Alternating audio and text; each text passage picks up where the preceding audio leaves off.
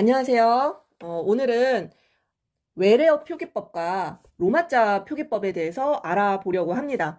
사실 요 파트는 그렇게 기출이 많이 되는 파트는 아니에요. 기출이 많이 되는 파트는 아닌데 헷갈릴 만한 몇몇 개만 좀 파악을 해두면은 어렵지 않은 쉽게 풀 수 있는 그런 파트다라고 생각을 하시고 오늘 정리를 해보시면 좋을 것 같습니다.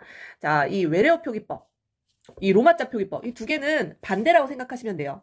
이 외래어 표기법은 외래어를 한글로 표기하는 방법이고요. 국어의 로마자 표기법은 우리말을 로마자로, 그러니까 알파벳으로 표기하는 방법을 정해놓은 규범입니다. 자, 그래서 둘 중에는 요게 좀 더 시험 문제가 잘 나오고요. 이 로마자 표기법의 이런 대부분의 내용들을 보기박스에다 넣어줄 거예요. 보기박스에 넣어주고 이거에 대한 예시도 아마 보기박스나 아니면 뭐 선지에다가 예시를 주고 그게 맞는지 틀리는지 이게 왜 맞는지 이런 것들을 주로 물어보게 되어 있습니다. 자, 외래어 표기법 먼저 살펴보도록 할게요. 우리 국어 어문 규범은요. 국어의 어문 규범 이게 그냥 상식입니다. 국어의 어문규범이라고 엄청 두꺼운 책이 있습니다. 조선 어학회에서부터 이제 만들어 놓은 규정인데요. 이 어문 규정에는 4가지가 있거든요. 바로 한글 맞춤법, 그리고 표준어 규정, 무엇이 표준어인지, 그 다음에 나오는 게 바로 외래어 표기법이에요. 그리고 마지막에 이 로마자 표기법이 나옵니다. 이 세 번째에 들어가는 게 이 외래어 표기인데요. 이 외래어가 영어만 있는 게 아니잖아요. 그죠? 영어, 뭐 스페인어, 뭐 되게 다양한 말들이 있기 때문에 사실 이 외래어 표기가 분량이 아주 상당합니다. 분량이 상당한데 사실 우리가 뭐 스페인어를 어떻게 표기하느냐 뭐 이런 것까지는 사실 시험에 나오지는 않는다라고 보시면 될 것 같아요. 자, 여기에 나와 있는 기본적인 것만 좀 살펴보도록 하겠습니다. 자, 외래어를 한글로 표기를 하는데요. 외래어 자체를 한글로 표기하는 게 아니라 외래어에 발음 기호가 있을 거 아니에요. 국제적으로 통용되는 이 발음 기호를 한글로 어떻게 표기할 것인가 그거를 정해놓은 규범이라고 보시면 되겠습니다. 자, 그래서 기본 원칙이 5가지가 있죠. 요거 정도 알아주시면 될 것 같아요. 외래어 표기법도 시험에 나온다 하면은 요게 이제 보기 박스에 들어가고 시험 문제가 나오겠죠. 자, 외래어는요. 현용 24자모만 사용하여 적음을 원칙으로 한다라고 되어 있네요. 현용 24자모 오른쪽에 나와 있거든요. 자, 이렇게 자음 14개. 그죠? 자음 14개, 모음, 아야, 어여, 오요, 우유, 이 10개. 요 24개 안에서 활용해가지고 하는 것이 원칙이다라는 겁니다. 여기서 우리 눈여겨볼 건 뭐예요? 원칙이다라는 거예요. 여기도 보면 원칙이다라고 나와 있거든요. 그래서 이 기본 원칙이긴 한데, 이 워낙 외래어가 많다 보니까 예외도 많습니다. 예외도 많은데 아무튼 이게 이제 기본 원칙 이렇게 보시면 될 것 같아요. 자, 그래서 외래어의 1음은 원칙적으로 1기호로 표기한다라고 하네요. 뭐 예를 들면 이런 거죠. F로 발음되는 게 있어요. F. 근데 이 F라는 발음은 사실 우리나라 자음으로는 표시할 수 없는 발음이거든요. 그래가지고 우리가 뭐 family라는 단어가 있다라고 하면은 뭐 영어도 써야 되겠네, 그지? family라는 단어가 있다라고 하면은 이거를 패밀리라고 적어야 될지 좀 어색한가? 패밀리라고 적어야 될지. 이런 게 헷갈린다라는 거죠. 원칙적으로 F는 피읍으로 적는 게 원칙입니다. 피읍으로. 그래서 패밀리가 아니라 패밀리 이런 식으로 적어주는 거. 1음은 1기호 표기 이렇게 봐주시면 될 것 같고요. 자, 3번 정도는 좀 봐주셔야 되겠네요. 3번부터. 자, 받치면은 이 7가지 자음만 사용합니다. 7가지. 기역, 니은, 리을, 미음, 비읍, 시옷, 이응. 자, 이거는 우리 음절의 끝소리 규칙이라는 게 있죠? 그거랑도 비교를 해보면 좋을 것 같은데요. 우리말은 음절의 끝소리, 마지막 받침. 이 받침이 이렇게 7가지로만 발음이 됩니다. 기역, 니은, 디귿, 리을, 미음, 비읍, 이응 이렇게 7가지로만 발음이 되죠. 그죠? 이거 우리 음은 배울 때 얘기했던 부분이에요. 자, 여기서 다른 건 뭐예요? 우리말 디귿으로 발음을 하잖아요. 밑에 받침이 뭐 티읕이 오든 시옷이 오든 치읕이 오든 다 디귿으로 발음을 한다라는 특징이 있는데, 자, 우리 외래어 표기법에서는 디귿을 표기를 하지 않고 시옷을 사용해서 표기를 하게 되어 있습니다.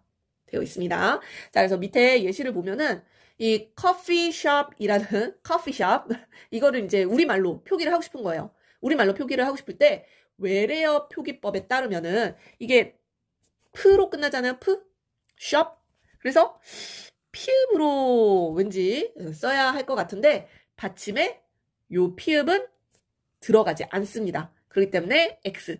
요게 아니라 피읍 대신에 피읍의 대표음이죠. 피읍은 비읍으로 발음이 되죠. 그래서 커피숍 이렇게 비읍 받침으로 써준다라는 조항입니다. 자, 그러면은 여기 안 나와 있는 예를 하나 써봐야 되겠네요. 이거죠.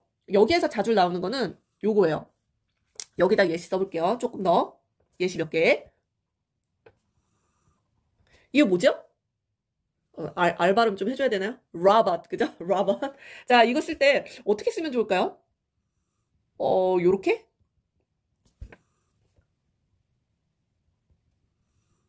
T로 끝나니까? 요렇게? 둘 다 아니란 얘기예요. 둘 다 아닙니다. 왠지 로보트 이거 첫 번째일 것 같죠? 그죠? 근데 이렇게 쓰면 안 돼요. 자, 이렇게 T로 끝나는 거는 이제 받침으로 들어가야 되는데 받침을 디귿이나 티읕을 쓸 수가 없습니다. 그죠? 여기에 있는 걸로만 쓰라고 했잖아요. 그랬을 때 이 시옷을 써주는 게 맞다라는 거예요. 봇. 시옷을 써줘야 된다라는 거. 시옷. 이 티읕이나 디귿이 아니라 시옷을 써줘야 된다라는 게 바로 이 3번이랑 연결을 해볼 수 있을 것 같아요. 그러면은 뭐 테니스 라켓 같은 것도 그죠? 라켓? 아이고 죄송해요. 영어가 짧네요. 라켓 그죠? 테니스 라켓이라고 했을 때도 자 요거 디귿 받침 안 된다라는 거예요. 라켓 티읕 안 된다는 거예요. 라켓 시옷으로 써줘야 된다라는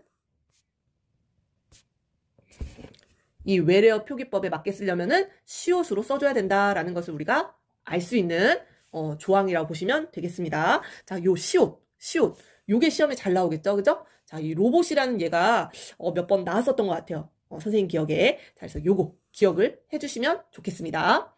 자, 4번으로 내려가 볼게요.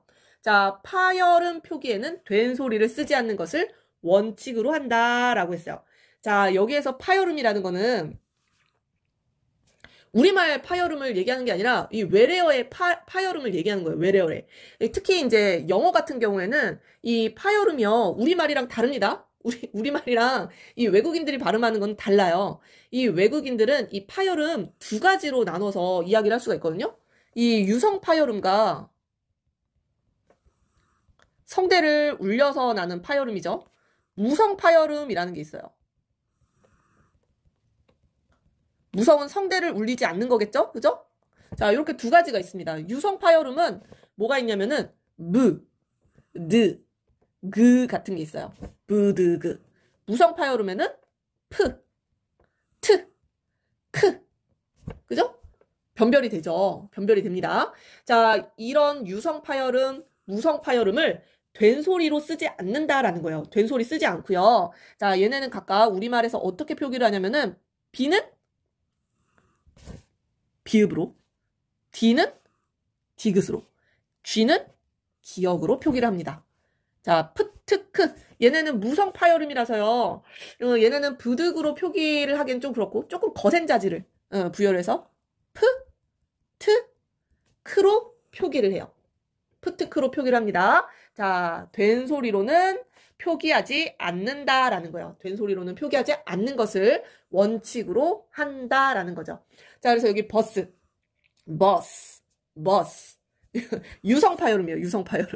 버스. 그래서 이거를 우리가 사실 조금 그죠? 연세 있으신 분들은 야, 버스 왔다. 버스라고 많이 발음을 하시는데 자, 표기할 때는 비읍을 써주는 겁니다. 버스. 된 소리 안 된다라는 거예요. 된 소리를 쓰지 않는 걸 원칙으로 한다. 원칙이라는 거는 예외가 있다라는 얘기예요. 예외. 자, 마지막 다섯 번째 조항을 보시면은, 자, 이미 굳어진 외래어. 관습적으로 너무 오래, 이미 사용을 했어. 그런 경우에는 관용을 존중하되 그 범위와 용례는 따로 정한다라고 되어 있네요. 자, 그래서 예시가 카메라가 나와 있어요. 카메라. 카메라. 근데 얘는 카메라라고 이야기하면은 뭐 영어권 사람들은 거의 뭐 못 알아들을걸요. 그죠? 카메라가 아니라 걔네들은 발음할 때 요렇게 발음을 하잖아요. 선생님이 한번 이렇게 발음 기호로 써볼게요. 요런 발음 기호로 나올 거예요. 캐머러예요. 캐머러. 그죠? 캐머러. 그래서 요런 발음은 사실은 애로 써줘야 되는 겁니다. 애로 써줘야 되는데 우리가 이 카메라가 들어온 지가 너무 오래됐잖아요. 그죠? 일제시대 때부터 막 카메라 이렇게 말을 해왔단 말이에요. 그렇기 때문에 캐머러라고 하면은 뭔가 이상해. 어색해.